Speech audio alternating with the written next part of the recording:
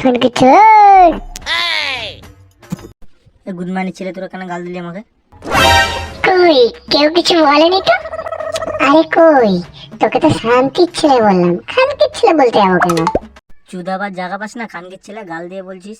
ব্যাংচোদ, তোর বাবার নাম শান্তি রাখতে কে বলেছিল? আমরা বলেছিলাম? কেন খানকির ছেলে? আমার নাম পচা, পচা বলে ডাকতে পারিস না? শান্তির ছেলে পচা। খানকির ছেলে, তোদের সাথে কথা বলা মানে আমার টাইম লস করা। খানকে মাগি, বুঝেছো? লেওড়া পচা খানকি, তুই তো আর ঘুট পচা। হ্যাঁ তেলি তোর ব্যান করছে।